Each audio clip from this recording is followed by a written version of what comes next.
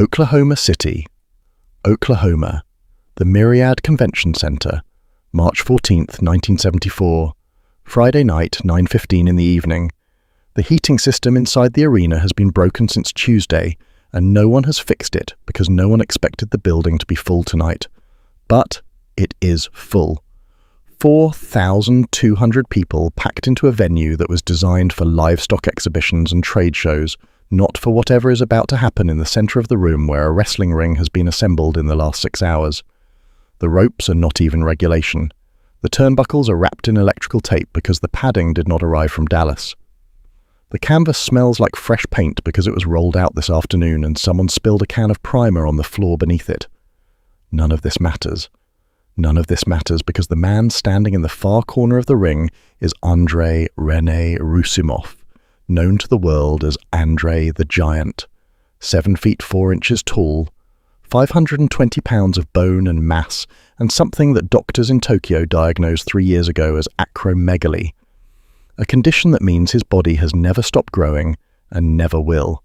His hands are the size of dinner plates. His head is the size of a watermelon. His chest is a barrel that could hold a grown man inside it. When he walks, the ring shakes. When he breathes, you can hear it from the third row. He is the 8th wonder of the world. He has wrestled in 14 countries on 5 continents. He has not been pinned or submitted in over 2 years. Promoters do not book opponents for him. They book sacrifices. And tonight, across the ring, standing in the opposite corner with his arms folded across his chest and his jaw set like concrete, is a man who weighs 350 pounds less than Andre, a man who stands 9 inches shorter, a man who has no business being inside a wrestling ring, has never been inside a wrestling ring, and has told every journalist, trainer and promoter who asked him why he accepted this challenge the exact same thing, because he asked. That man is Chuck Norris, 34 years old, 5 feet 10 inches tall, 170 pounds of something that does not have a name in the wrestling world, 6-time undefeated professional middleweight karate world champion, black belts in Tang Soo Do Taekwondo, and 3 other disciplines that no one in this arena has ever heard of. A man who retired from competition with a record that the karate world still argues about, because no one kept proper count of how many men he beat. Some say 65 wins, some say more. What no one disputes is this. In 10 years of professional competition, Chuck Norris fought men who were faster than him, men who were bigger than him, men who were meaner than him, and he broke them all, not with size, not with weight, not with the kind of brute power that Andre carries in every step. He broke them with precision, with timing, with a right leg that could reach a man's temple before the man's brain registered that a kick had been thrown. But this is not a karate tournament. This is not a padded dojo with referees and point systems. This is a wrestling ring in Oklahoma City, and the man across from him is not a karate fighter. The man across from him is a human anomaly who once flipped a car onto its side in a parking lot in Montreal because 4 men had boxed in his vehicle and he did not feel like waiting for them to move. A man who once drank 119 beers in a single 6-hour sitting and then drove himself back to his hotel. A man whose daily alcohol consumption would kill a normal person 3 times over, and whose body processes it like water because his organs are scaled to a size that medical science has never properly studied. Andre the Giant is not an athlete. He is a geological event, and Chuck Norris has agreed to fight him. The story of how they ended up in this ring begins 3 weeks earlier in a restaurant in Los Angeles that no longer exists. It was called the Imperial Gardens, a Japanese steakhouse on Sunset Boulevard where Hollywood people ate because the booths were private and the staff did not bother celebrities. On the evening of February the 22nd, 1974, Andre was there. He was in Los Angeles for a series of wrestling shows at the Olympic Auditorium, and his friend, the actor and stuntman Gene LaBelle, had brought him to dinner. Andre sat in a booth that had been modified for him. The restaurant kept a special chair in the back storage room, a reinforced wooden bench with no arms that could support his weight without cracking. He had been there enough times that the staff simply brought it out when they saw his car pull into the lot. The table was covered with plates, 16 pieces of sushi, 2 full racks of lamb, a bowl of rice the size of a mixing bowl, 4 bottles of Paoli Fuissé, his favourite white wine from Burgundy, already empty and lined up along the wall like soldiers who had fallen in battle. Andre was not drunk. Andre was never drunk. His body simply did not process alcohol the way a human body was supposed to. At the table with Andre were three men: Jean Labelle, the judoka and stuntman who had once choked out a professional boxer on live television and who feared nothing on earth except Andre when he was bored; Freddie Blassie, the legendary wrestling manager whose voice could strip paint off walls and who had driven from Pasadena specifically because he heard Andre was buying dinner; and a third man who had arrived uninvited, but was welcome because everyone in the martial arts world knew his name: Chuck Norris. He had come with a student, a young actor whose name no one remembers now, and had been seated at a table across the room when Jean spotted him and waved him over. Chuck walked to Andre's booth, extended his hand, and looked up. He kept looking up. Andre's face was nearly 2 feet above his. Andre took Chuck's hand, and it disappeared inside his grip, like a child's toy being swallowed by a machine. Andre studied him for a moment, the way a man studies something small and interesting that has landed on his table. "You are the karate man," Andre said. His voice was deep enough to vibrate the empty wine bottles. Chuck nodded. "I've heard of you. You are very fast, yes?" "Very fast," Chuck said. Andre smiled. His teeth were enormous, spaced wide apart like tombstones in an old cemetery. "Speed is good," Andre said. "But what does speed do against this?" He held up his right hand, palm open, fingers spread. The hand was so large that Chuck's entire face could have fit inside it with room to spare. The fingers were thick as sausages, each one carrying more mass than Chuck's entire fist. "What does your karate do when this hand closes around your throat?" Andre was not threatening him. His eyes were playful, curious. This was a question he had asked before, to boxers, to martial artists, to anyone who practiced a fighting art that relied on speed and technique rather than raw, incomprehensible size. The answer was always the same: nervous laughter, a change of subject, a polite retreat from the conversation. Chuck Norris did not laugh. He did not change the subject.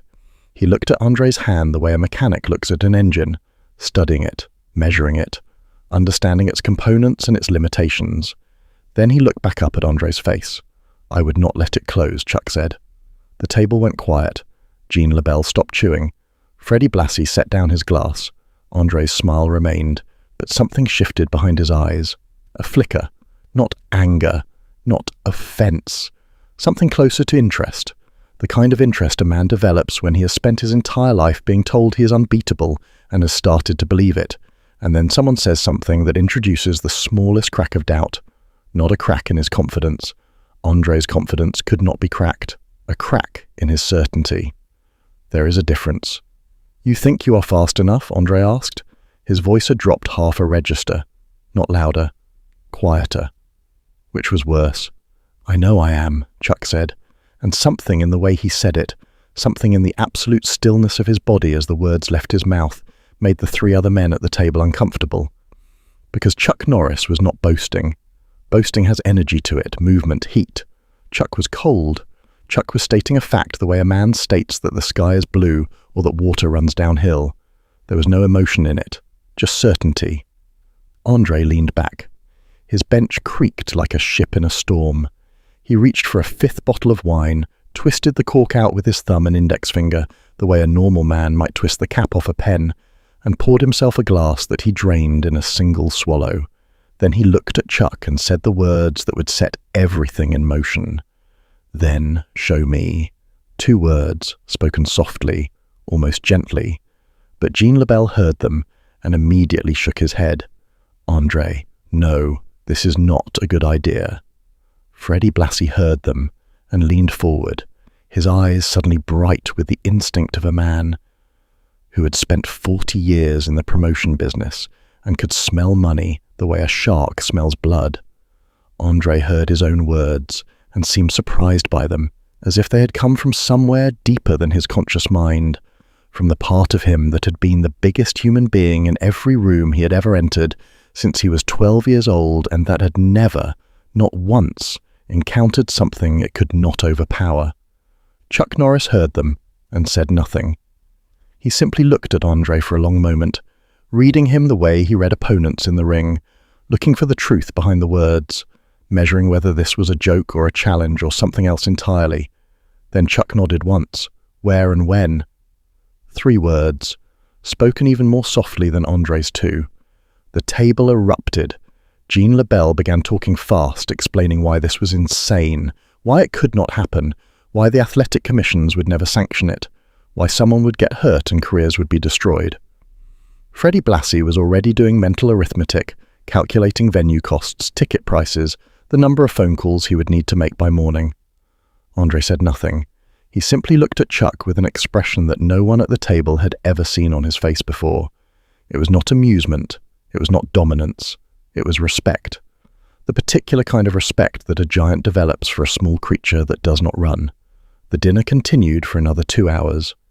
Andre ate 3 more racks of lamb and drank 2 more bottles of wine. Chuck ate a single plate of sashimi and drank water.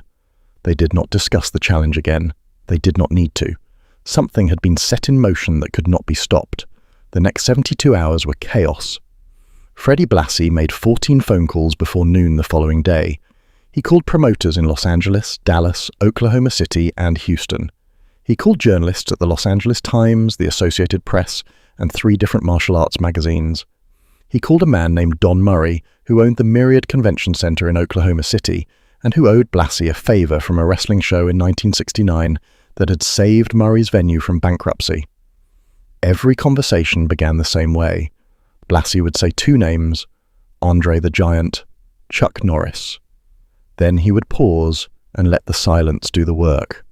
The silence always broke the same way, with questions, with disbelief, with the sound of someone leaning forward in their chair.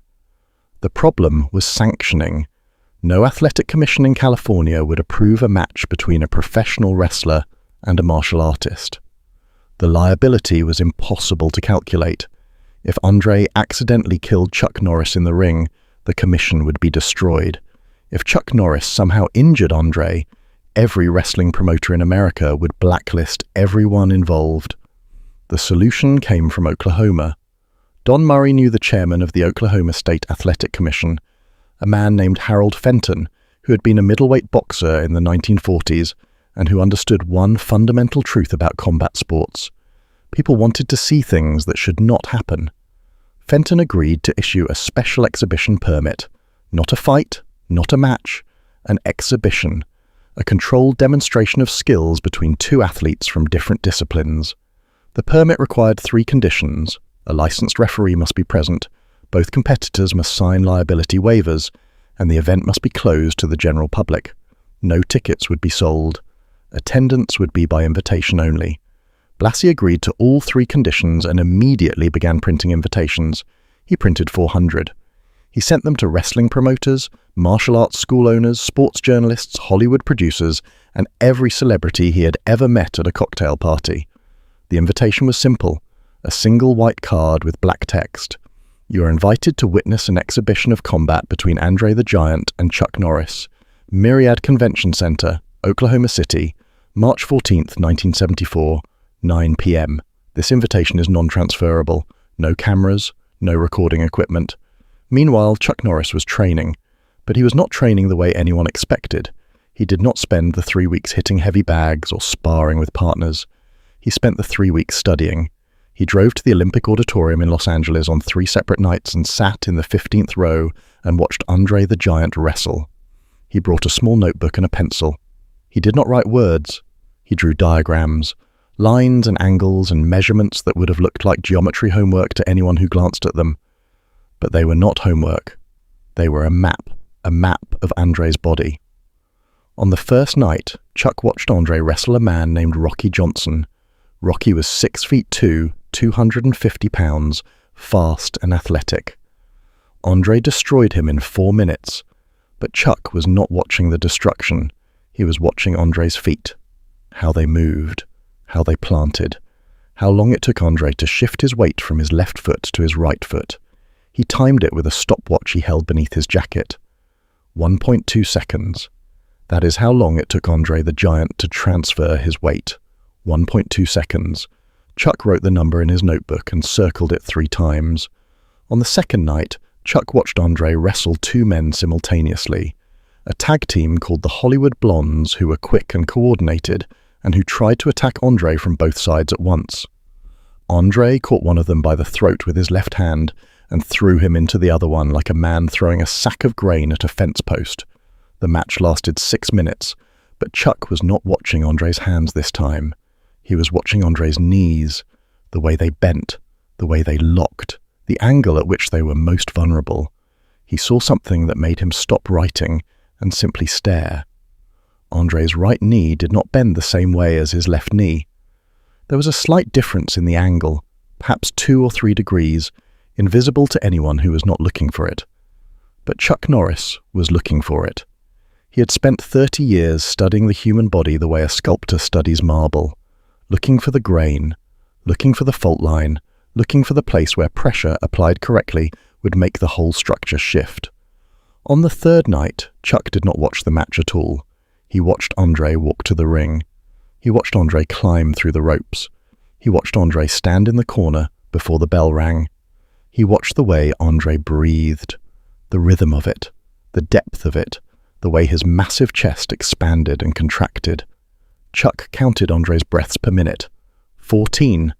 A normal man breathes between 12 and 20 times per minute. Andre breathed 14 times. Slow, deep, controlled. The breathing of a man whose lungs were the size of pillowcases and whose body demanded enormous amounts of oxygen to keep functioning. Chuck closed his notebook after the third night and did not open it again. He did not need to. He had what he needed. 3 numbers, 1.2 seconds for the weight transfer, 2 to 3 degrees of deviation in the right knee, 14 breaths per minute, 3 numbers that meant nothing to anyone else in the world, 3 numbers that meant everything to Chuck Norris. Andre trained differently. Andre did not train at all. He did what he always did. He wrestled 6 nights a week in different cities across the American South and Southwest. He ate enormous meals at restaurants where the owners knew him by name and had learned to cook double portions without being asked. He drank quantities of alcohol that would have put a normal man in the hospital, and he carried inside his body a pain that he never spoke about publicly, but that everyone close to him understood. His bones were growing. They had been growing since he was a child in Coulommiers, a small town 40 miles east of Paris where his father Boris was a farmer and his mother Marianne worked with her hands, and neither of them understood why their son was already 6 feet 3 inches tall at the age of 12. By 1974, Andre was 27 years old, and the growth had not stopped. It would never stop. His skull was thickening, his jaw was widening, his hands and feet were expanding at a rate that meant he needed new boots every 4 months. The pain lived in his back and his knees, a constant low-frequency agony that he managed the only way his doctors could recommend. Alcohol. Not pills, not injections, not surgery. Alcohol. Because no one knew how much medication to give a man his size without killing him. So Andre drank, and the drinking dulled the pain enough to let him work, and the work earned him the money to keep traveling, and the traveling kept him away from sitting still, which was when the pain became unbearable. It was a cycle that would eventually destroy him. But in March of 1974, he was still young enough and strong enough that the cycle felt sustainable. He did not study Chuck Norris. He did not watch tapes of karate tournaments. He did not analyze fighting styles or measure angles or count breaths. When someone on his crew mentioned that Chuck was reportedly preparing intensely for the exhibition, Andre shrugged.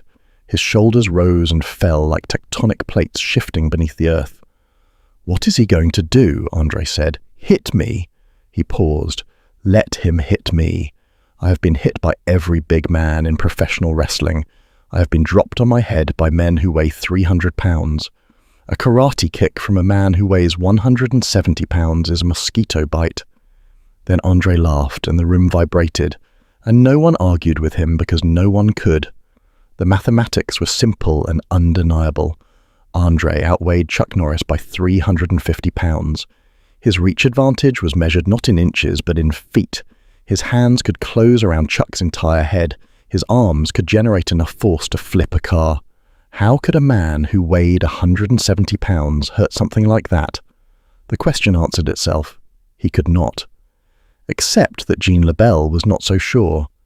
Jean had known both men for years. He had trained with Chuck in judo. He had travelled with Andre through Japan.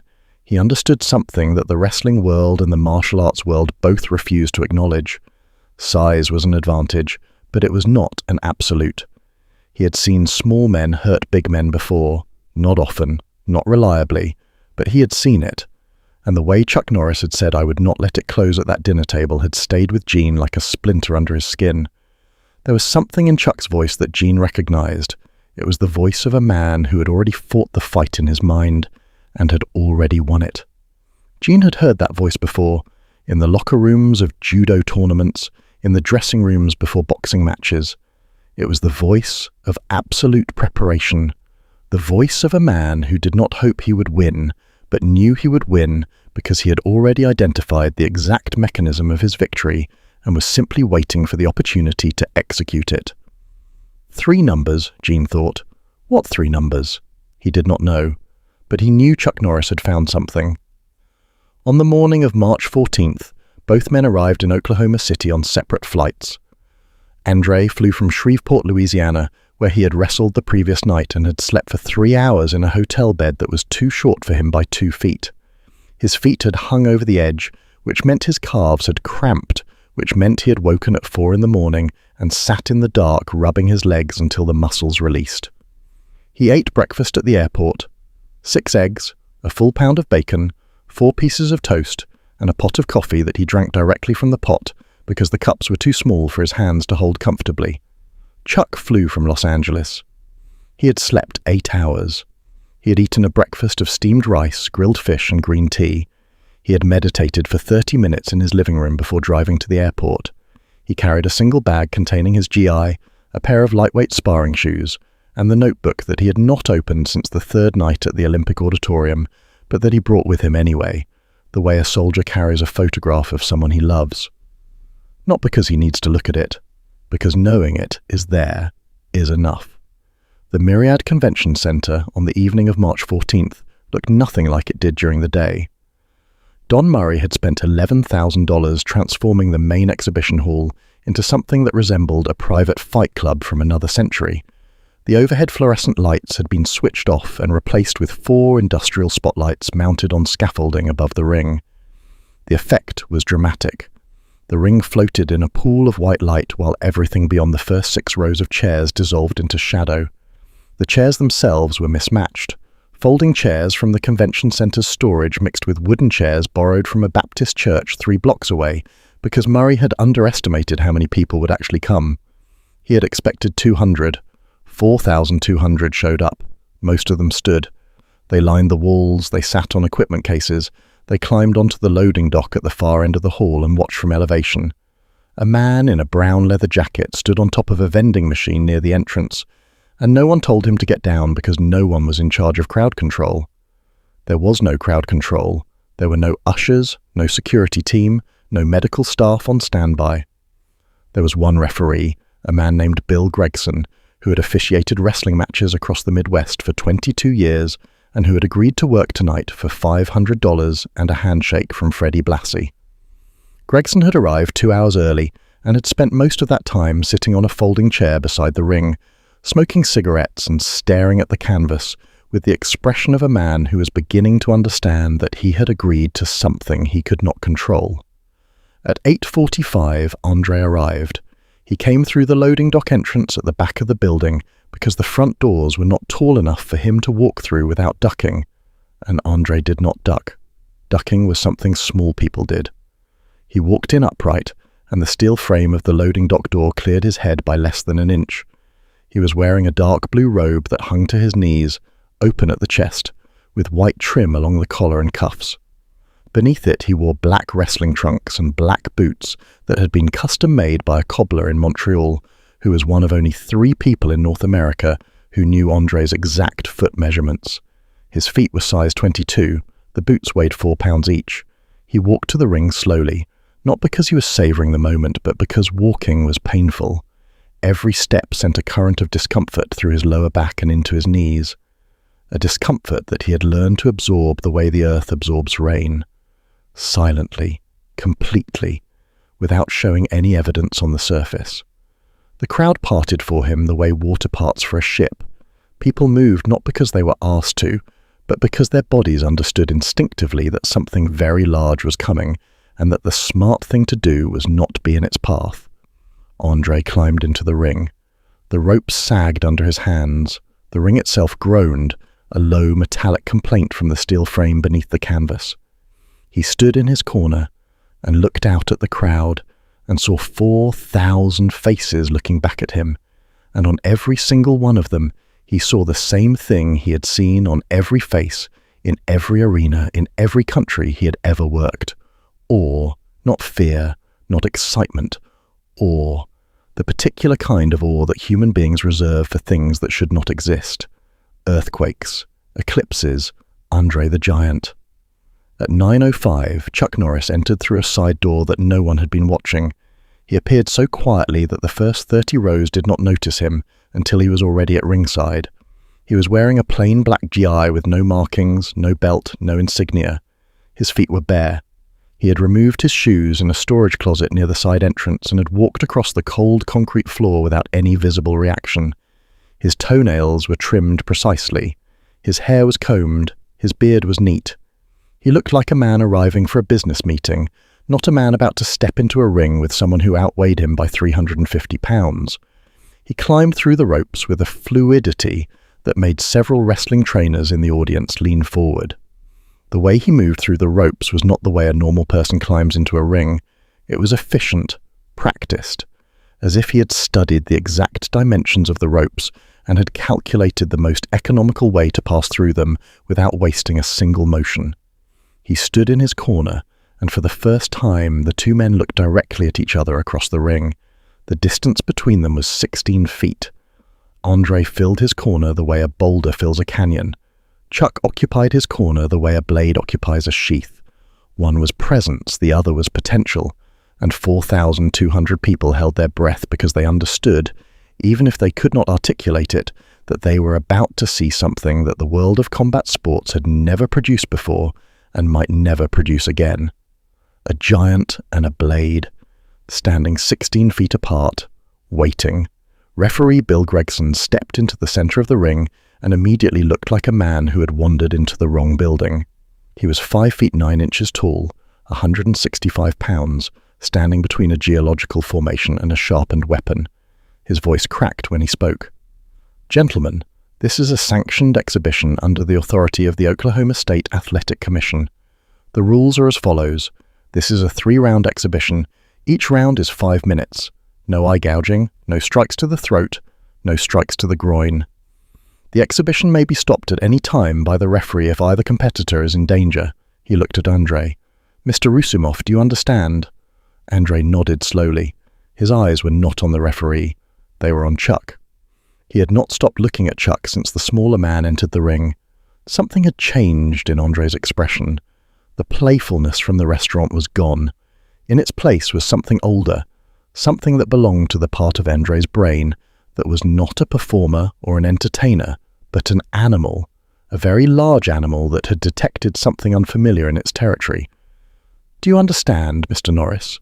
Chuck nodded once. His hands were at his sides. His fingers were open, relaxed. His weight was distributed evenly on both feet. To anyone in the crowd who did not practice martial arts, he looked like a man doing nothing. To anyone who did practice martial arts, he looked like a coiled spring in human form. Every muscle in his body was in a state of readiness, so complete that it had circled back around to what looked like total relaxation.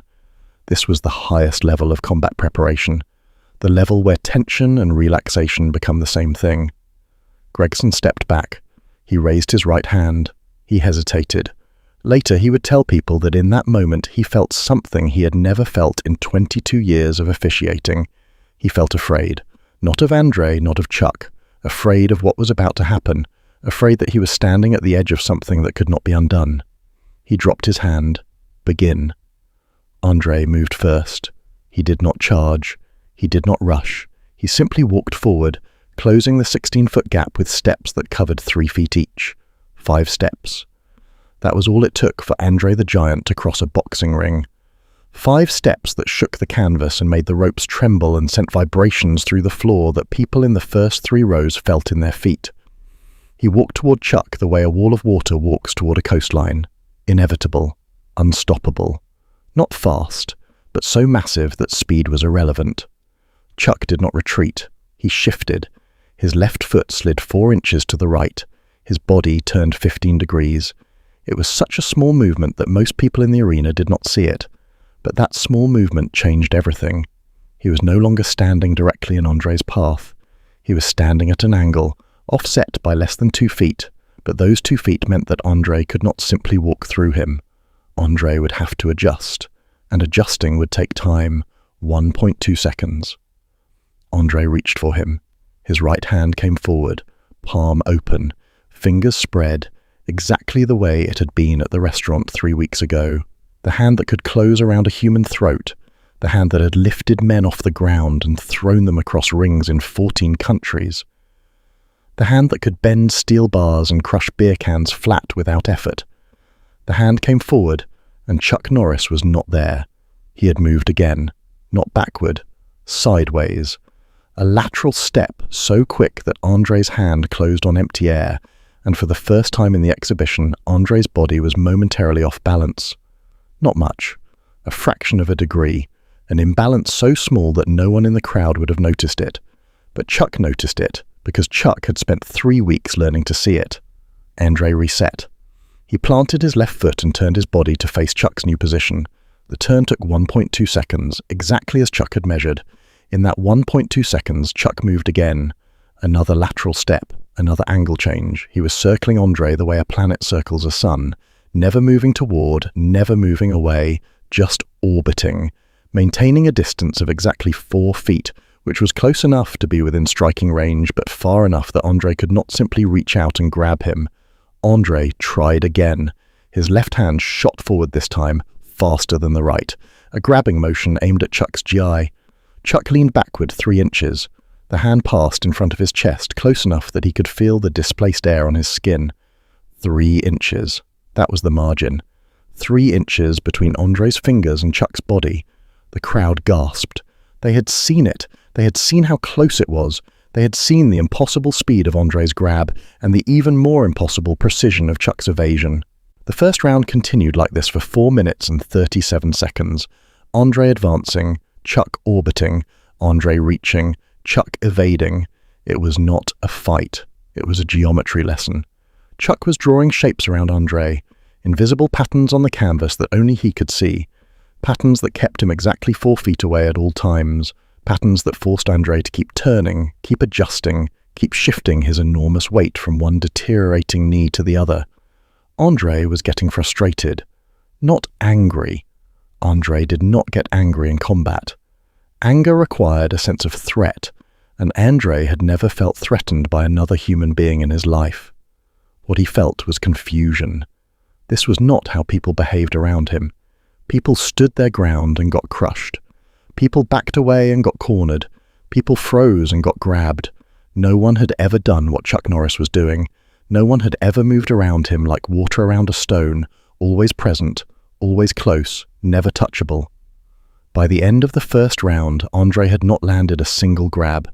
He had not made contact with Chuck's body even once. His breathing had increased from 14 breaths per minute to 19. Chuck's breathing had not changed at all. The bell rang. Both men returned to their corners. Andre stood in his corner because there was no stool large enough to hold him. A man from his crew handed him a bottle of water, and Andre drank it in a single tilt. Then he drank another, then a third. His chest was rising and falling with a rhythm that was slightly faster than it should have been. Not dangerously fast, but faster than a man who had done nothing but walk and reach should be breathing. Chuck stood in his corner, motionless. His breathing was invisible. His chest did not appear to move. A man sitting in the 4th row, a karate instructor from Tulsa named David Henderson, later told a journalist that looking at Chuck between rounds was like looking at a statue that someone had forgotten to tell it was alive. The second round began. Andre came forward again, but this time he changed his approach. He did not reach with his hands. He spread his arms wide, creating a wall of flesh that was nearly 8 feet across from fingertip to fingertip, and he walked forward with the intention of simply trapping Chuck against the ropes. It was a wrestling instinct. When you cannot grab something, you herd it. You take away its space. You push it into a corner where geometry stops working in its favor. The crowd saw what Andre was doing, and a low murmur spread through the arena. This was smart. This was veteran intelligence. Andre was not trying to catch Chuck anymore. He was trying to cage him. Chuck saw it too. He had expected it. He had watched Andre do this exact thing to the Hollywood blondes on the second night at the Olympic Auditorium. Spread the arms, create the wall, walk forward, compress the space. It worked against wrestlers because wrestlers think in terms of retreat. Back up, find the ropes, reset. Chuck was not a wrestler. He did not think in terms of retreat. Chuck dropped, not to the ground. He dropped his center of gravity by 4 inches, bending his knees in a way that a casual observer might not even notice, lowering his entire body just enough that he was now positioned beneath Andre's outstretched arms. And then Chuck did something that no one in the arena expected. He moved forward, toward Andre, into the space between Andre's arms, into the space that Andre had created as a trap. Chuck entered the trap voluntarily, and in the fraction of a second that it took Andre's brain to process that the small man was now inside his reach rather than outside it, Chuck struck. Not a punch, not a kick, a palm strike. His right hand came up from below his waist in a rising arc that traveled no more than 14 inches. The heel of his palm connected with the inside of Andre's right thigh, 3 inches above the knee, at the exact point where the femoral nerve passes closest to the surface of the skin. The sound was not loud. It was a flat, dense impact like someone dropping a sandbag on a wooden floor. But the effect was immediate and devastating. Andre's right leg buckled, the leg that Chuck had watched for 3 nights, the leg with the knee that bent 2 to 3 degrees differently than the left. The leg that carried the majority of Andre's 520 pounds when he shifted his weight. That leg simply stopped working. Andre dropped to his right knee. The ring shook so violently that the referee stumbled backward and nearly fell through the ropes. The canvas dipped beneath Andre's knee like a trampoline absorbing the impact of a falling tree. The sound of Andre's knee hitting the canvas was a deep, resonant boom that silenced 4,200 people in an instant. Andre the Giant was on one knee, brought down not by a man his size, not by a fellow giant, not by the crushing force of a heavyweight opponent, brought down by a palm strike from a man who weighed 170 pounds, a strike that travelled 14 inches, a strike that no one in the first 10 rows saw clearly because it was too fast. A strike aimed not at muscle, not at bone, but at a nerve. The arena held its breath, 4,200 people frozen in a single collective moment of disbelief. Andre the Giant was on one knee in the center of the ring, his right hand pressed against his thigh where Chuck's palm had landed. His face twisted into an expression that was not pain. It was something worse than pain. It was incomprehension. Andre had been hurt before. He had been dropped on concrete floors. He had been hit with steel chairs. He had been thrown from rings onto unpadded arena floors by men who weighed 300 pounds. He understood pain the way a sailor understands storms. It was part of the job, part of the life. But this was different. His right leg was not responding to commands. His brain was telling his quadricep to contract, to push him back to his feet, and his quadricep was refusing. The nerve that connected his brain to his leg had been overloaded by a strike so precisely placed that it had temporarily shut down the communication pathway between thought and muscle. He was conscious. He was alert. He was not injured in any way that would show on an X-ray. But his leg had gone silent, and for a man who weighed 520 pounds, a silent leg was a catastrophe. Chuck stood 4 feet away. He had not moved since the strike. His right hand was back at his side, the palm still open, the fingers still relaxed. His breathing was unchanged. 14 breaths per minute. The same as Andre's resting rate, the same number that Chuck had counted in his notebook 3 weeks ago. He was breathing at Andre's rhythm, not his own. He had calibrated even his breathing to match the man he had spent 3 weeks studying. The referee rushed to Andre. "Mr. Rusumov, are you able to continue?" Andre did not answer. He was looking at his own leg as if it belonged to someone else. He pressed his hand harder against his thigh, trying to feel the muscle beneath, trying to will it back to life. 5 seconds passed. The nerve began to recover. Sensation returned in stages. First a tingling, then a burning, then the dull, heavy feeling of a limb waking up after being slept on. Andre gritted his teeth. His jaw muscles bulged like fists beneath his skin. He pushed himself upward with his left leg, using the ropes for leverage, and stood. The crowd erupted, not in cheers, in noise, pure unstructured noise, the sound of 4,000 people processing something their brains were not equipped to process. Andre stood on both legs, but his weight was shifted to the left. His right leg was bearing perhaps 60% of what it normally would. He looked across the ring at Chuck Norris, and for the first time in his professional life, Andre the Giant saw something he had never seen before in an opponent. Nothing.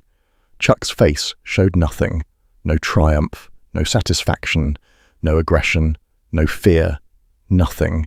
Just the same calm, focused, empty expression he had worn since he entered the ring.